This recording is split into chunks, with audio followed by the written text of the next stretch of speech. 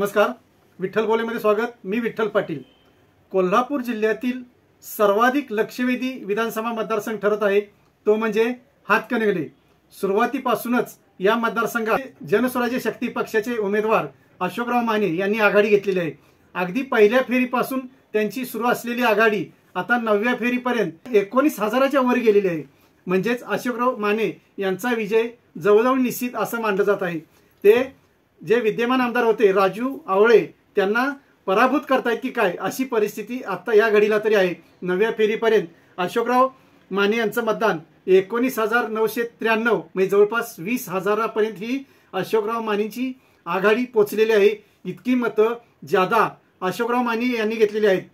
या मतदारसंघात ऐनवेळी शेतकरी संघटनेनं सुजित मिंचेकर जे माजी आमदार आहेत आणि उद्धव बाळासाहेब ठाकरे शिवसेनेतून त्यांनी शेतकरी संघटनेत प्रवेश केला आणि ऐनवेळी त्यांची उमेदवारी जाहीर केली गेली।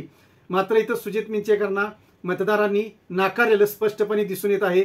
एक सामान्य माणूस, सामान्य कार्यकर्ता, सर्वांशी मिळून मिसळून वागणारा असे हे अशोकराव माने आघाडी घेत आहेत।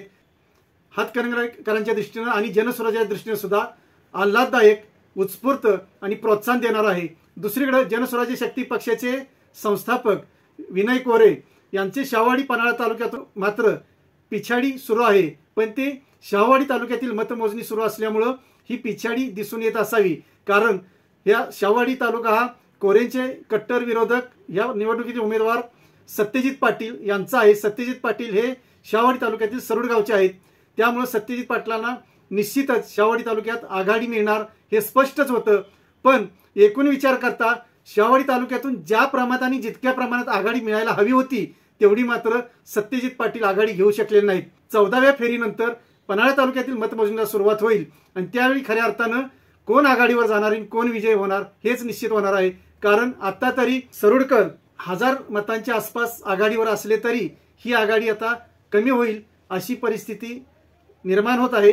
जेव्हा पन्हाळा तालुक्यातील मतमोजणी सुरू होईल त्यावेळीच खरं आघाडीवर कोण राहणार हे स्पष्ट होणार आहे। सुरुवातीपासूनच विनय कोरे शाहवाडी तालुक्यातील मतमोजणी सुरू असताना पिछाडीवर राहिलेले आहेत, पण पन्हाळा तालुक्यातील मतमोजणी सुरू झाल्यानंतर ते आघाडी घेतील असा त्यांच्या कार्यकर्त्यांना विश्वास आहे। कारण विनय कोरे हे पन्हाळा तालुक्यातील आहेत, वारणा कोडोली हे त्यांचं गाव आहे। त्यामुळं पन्हाळा परिसरातील मतदान जर कोरेंच्या बाजूने मोठ्या प्रमाणात झालं तर कोरे पुन्हा आघाडीवर जातील अशी परिस्थिती आहे। आपण आणि अपडेट्स पाहतच राहू। तोपर्यंत धन्यवाद। असेच नवनवीन विषय ऐकण्यासाठी लाईक, सबस्क्राईब आणि बेल आयकॉनवरती क्लिक करा।